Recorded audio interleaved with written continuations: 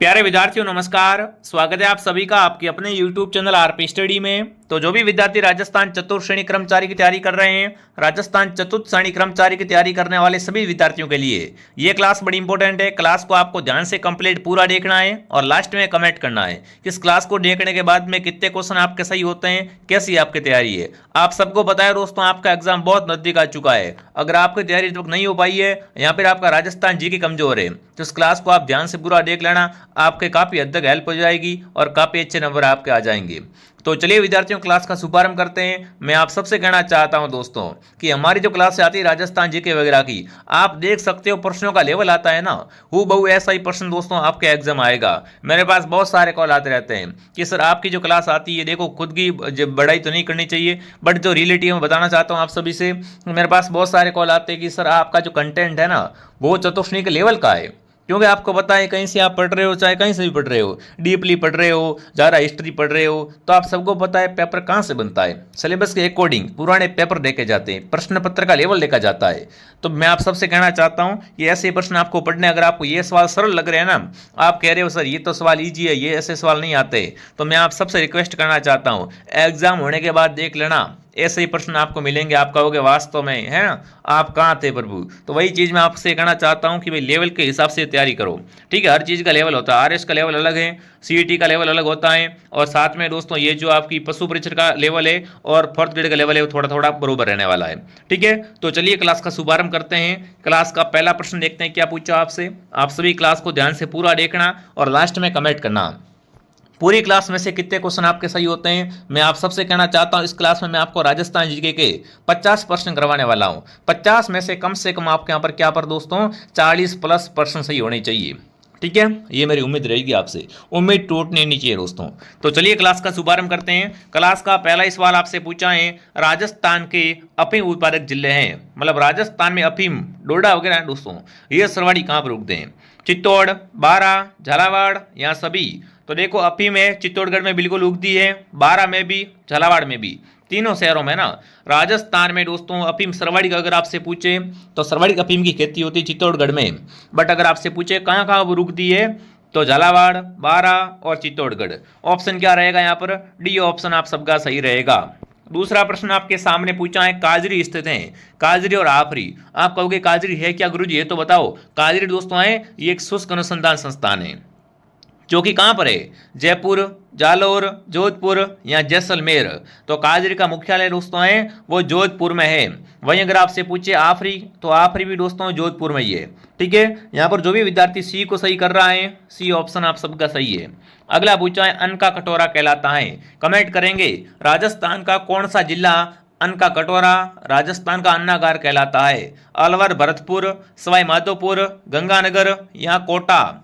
तो राजस्थान में अन्न का कटोरा है दोस्तों वो गंगानगर कहलाता है। और गंगानगर और क्या कहते हैं दोस्तों, इसे राजस्थान का अन्नागार कहते हैं। राजस्थान का अन्नागार किससे कहा जाता है दोस्तों? तो वो भी अपना गंगानगर हो जाएगा, क्योंकि सरवाड़ी दोस्तों गेहूं वगैरह है, यहाँ पर जो सरवाड़ी धान उगाए जाते हैं वो यहीं से उगाए जाते हैं। तो यहाँ पर ऑप्शन सी आप सबका सही है। आगे बढ़ते हैं। अगला पूछा, राजस्थान में नई वन नीति की घोषणा हुई है। कमेंट करेंगे राजस्थान की नवीनतम वन नीति है दोस्तों वो कब घोषित हुई है? फटाफट सबका कमेंट आना चाहिए। राजस्थान की नवीनतम वन नीति है वो किस वर्ष घोषित हुई? 2010, 2015, 2020 या दोस्तों लास्ट ऑप्शन 2023। राजस्थान की नवीनतम वन नीति की बात करें तो यहाँ पर आपका उत्तर आएगा 2023। क्या आएगा? 2023। अगला प्रश्न आपके सामने पूछा है पर साथियों, उड़न गिलहरी के लिए कौन सा अभ्यारण्य प्रसिद्ध है? कमेंट करेंगे राजस्थान में उड़न गिलहरी है दोस्तों वो कहाँ पर पाई जाती है? देखिए, सीता माता अभ्यारण्य प्रतापगढ़, दर्रा अभ्यारण्य कोटा, सरिस्क अभ्यारण्य अलवर, केवलादेव भरतपुर। तो उड़न गिलहरी दोस्तों है वो पाई जाती है अपने सीता माता अभ्यारण्य में, और ये सीता माता अभ्यारण्य है वो प्रतापगढ़ में है, ठीक है। तो ऑप्शन क्या रहेगा यहाँ पर? ऑप्शन ए आप सबका सही रहेगा। चलिए आगे बढ़ते हैं। अगला पूछा, राजस्थान में प्रथम चीनी उद्योग स्थापित किया गया था, मतलब राजस्थान का पहला चीनी उद्योग है वो कहाँ स्थापित हुआ था? राजस्थान में पहली बार चीनी का उद्योग स्थापित हुआ था दोस्तों वो कहाँ पर हुआ था? चित्तौड़गढ़, भोपाल सागर, उदयपुर या सीकर? तो यहाँ पर आपका उत्तर रहेगा दोस्तों वो आपका रहेगा भोपाल सागर। राजस्थान का प्रथम चीनी उद्योग भोपाल सागर में स्थापित किया गया था। अगला सवाल दोस्तों आपके सामने पूछा है, वस्त्र निर्यातक शहर के नाम से जाना जाता है। मतलब राजस्थान में वस्त्र निर्यातक शहर किसे कहते हैं? राजस्थान का मैनचेस्टर, राजस्थान की अभ्रक नगरी किसे कहते हैं दोस्तों? भीलवाड़ा को। भीलवाड़ा है और राजस्थान का वस्त्र निर्यातक शहर कहलाता है। अगला प्रश्न पूछा है, राजस्थान की मरुगंगा है इंदिरा गांधी नहर, बिसलपुर परियोजना, चंबल नदी या बनास नदी? राजस्थान की मरुगंगा किस नदी को कहा जाता है?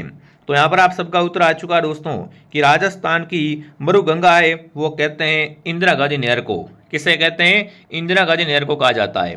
अगला प्रश्न आपके सामने पूछा है मेरे साथियों, क्या पूछा है? राजस्थान के प्रथम निर्वाचित मुख्यमंत्री कौन थे? मतलब राजस्थान के पहले निर्वाचित मुख्यमंत्री हीरालाल शास्त्री, टीकाराम पालीवाल, अशोक गहलोत, वसुंधरा राजे। राजस्थान के प्रथम निर्वाचित मुख्यमंत्री का नाम बताइए। तो वो थे अपने टीकाराम पालीवाल। कौन थे मेरे साथियों? टीकाराम पालीवाल थे और राजस्थान के प्रथम निर्वाचित मुख्यमंत्री थे। आगे बढ़ते हैं, अगला सवाल, मयूर ध्वजगढ़ किस दुर्ग को कहा जाता है?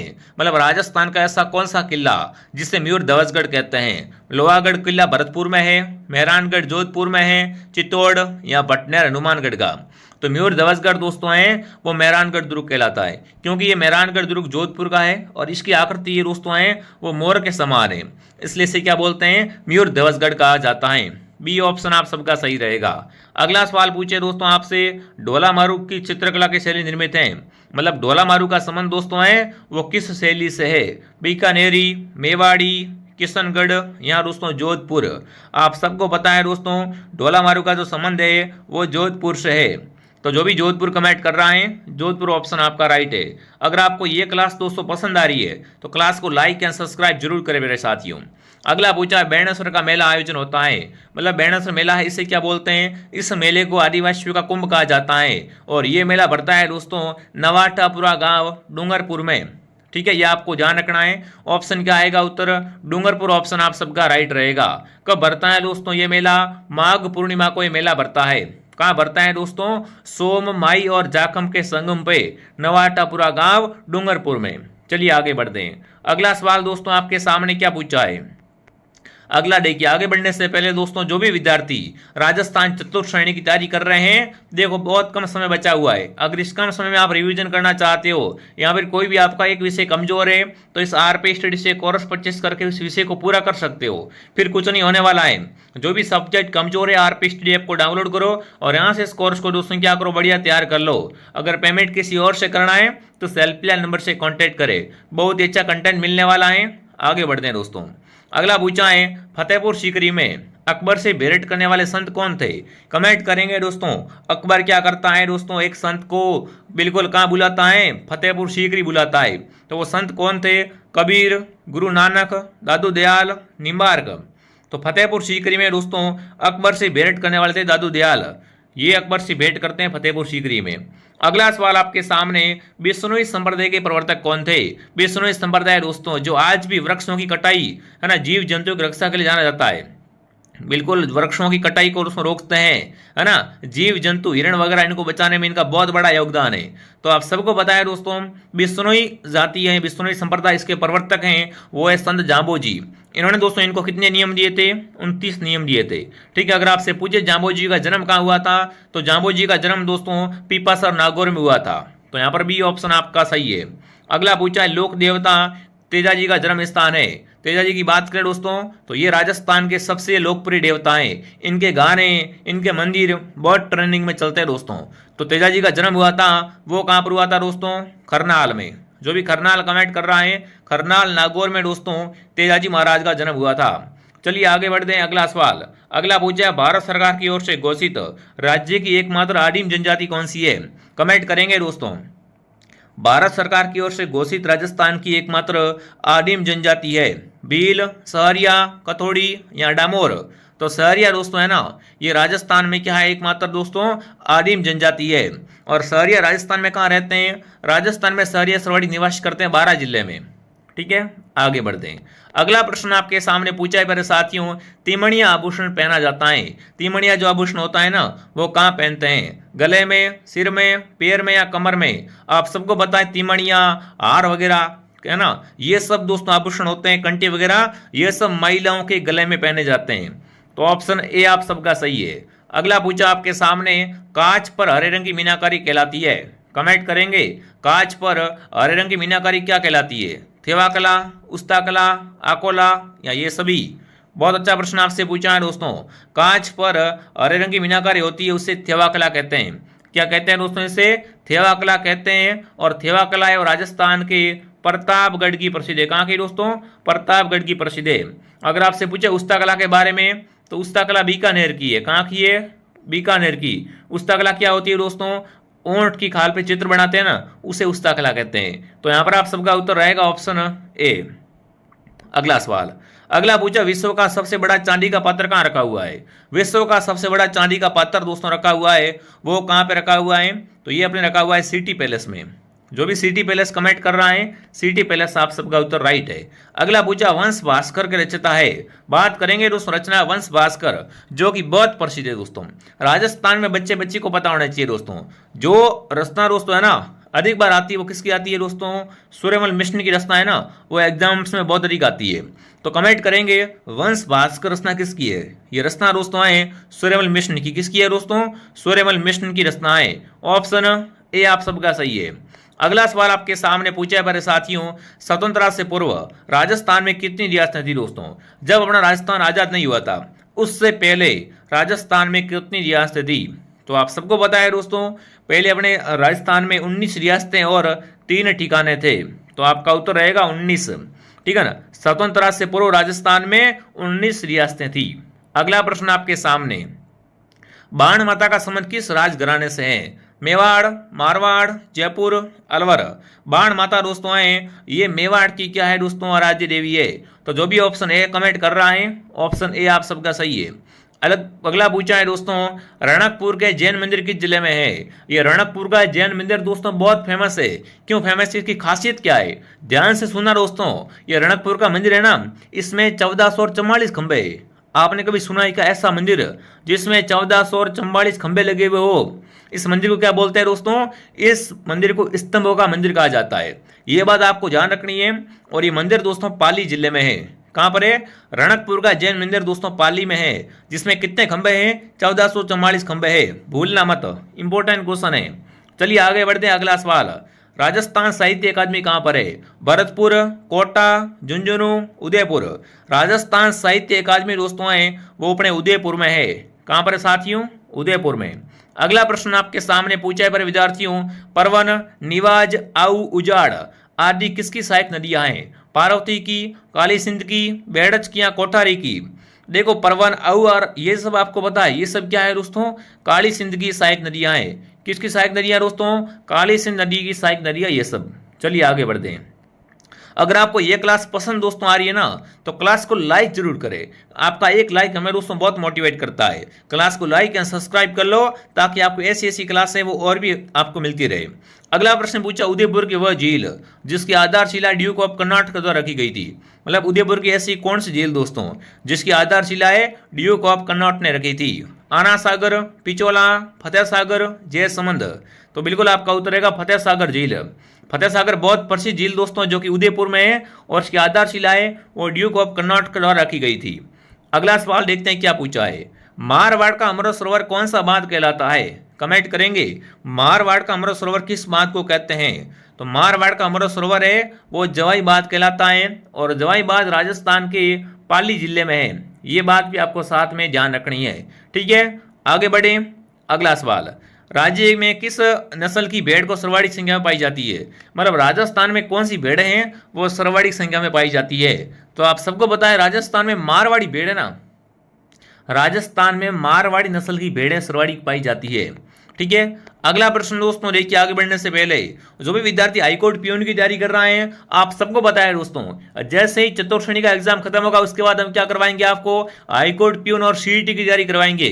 सीईटी का कोर्स भी आपको हमारे पास मिल जाएगा।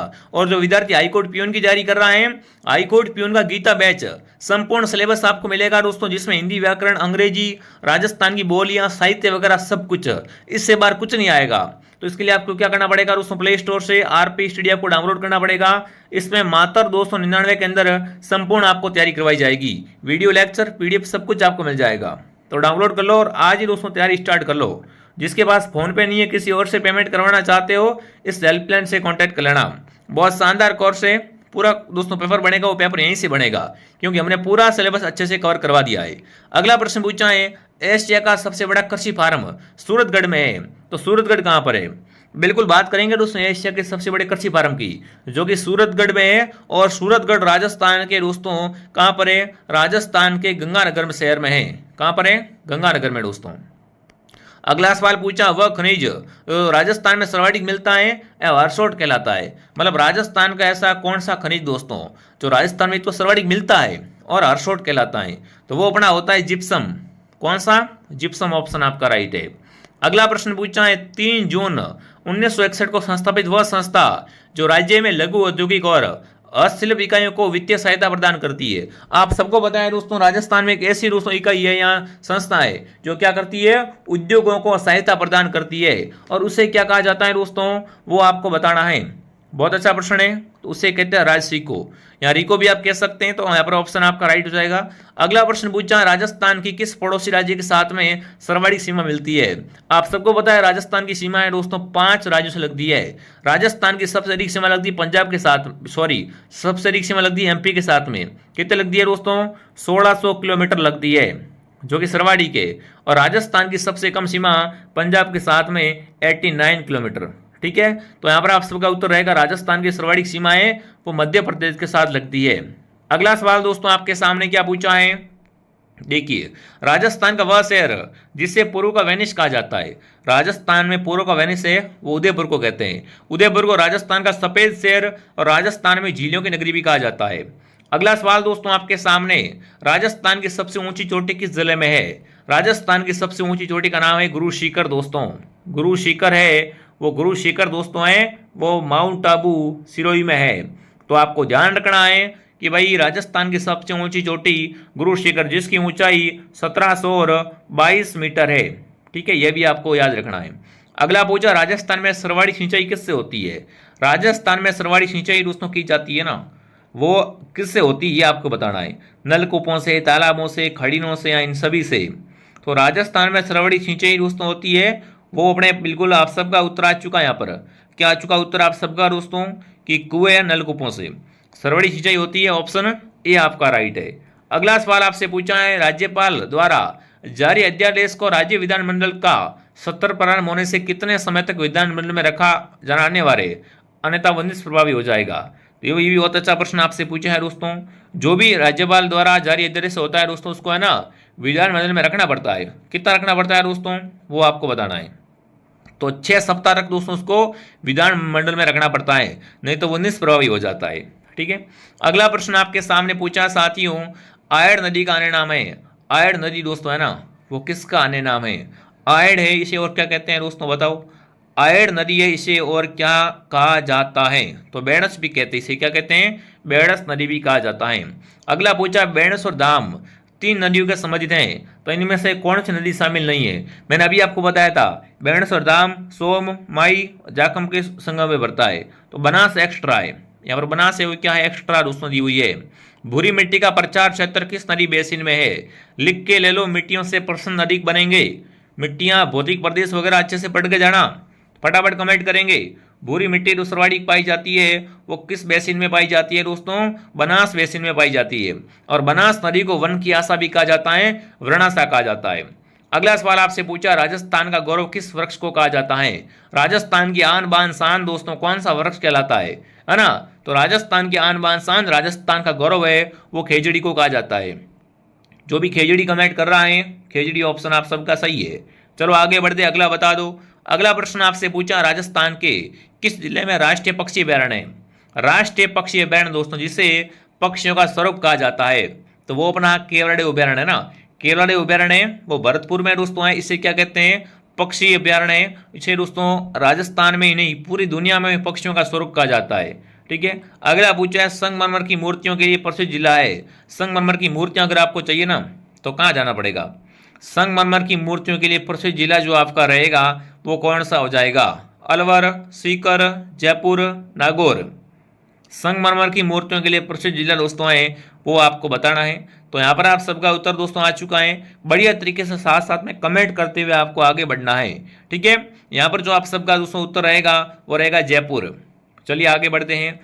अगला पूछा है वह जिला जहाँ पेट्रोलियम का वृहद भंडार मिला है। पेट्रोलियम आप सबको पता है राजस्थान में कहाँ कहाँ पर दोस्तों है ना। पेट्रोलियम की जब भी बात करें सीधा कहाँ जाना है आपको, बिल्कुल बाड़मेर की तरफ जाना है। ठीक है ना, कहाँ जाना है सीधा आपको यहाँ पर बाड़मेर की तरफ है वो चले जाना है प्यारे साथियों। चलिए आगे बढ़ते अगला सवाल। अमेरिकन कपास का उत्पादन कहाँ से होता है। राजस्थान में जो अमेरिकन कपास है दोस्तों उसका उत्पादन होता है गंगानगर से। कहाँ से होता है, गंगानगर से। अगर आपसे पूछे नरमा क्या है तो नरमा एक कपास की किस्म है, यह भी आपको ध्यान रखना है।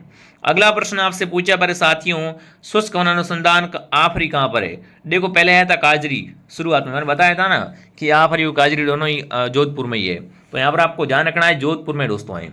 ठीक है, मिट्टी से बना बांध कौन सा है, तो मिट्टी से बना बांध है पांचना बांध, जो कि कहाँ पर है, करौली में दोस्तों है। ये बांध मिट्टी से बना हुआ बांध है। ठीक है, अगला सवाल दोस्तों पूछा है डबोक वाइडा कहाँ पर है। बिल्कुल मथानिया सौर ऊर्जा केंद्र, मथानिया सौर ऊर्जा केंद्र है जोधपुर में। ठीक है, डबोक वाइडा दोस्तों फटाफट कमेंट करेंगे। डबोक वाइडे को महाराणा प्रताप वाइडा भी कहा जाता है और ये वाइडा है वो उदयपुर में है। कहाँ पर है साथियों, उदयपुर में। अगला प्रश्न आपके सामने पूछा है राष्ट्रीय आयुर्वेद संस्थान कहाँ पर है। बहुत ही शानदार बहुत ही बेहतरीन प्रश्न आपसे पूछा है।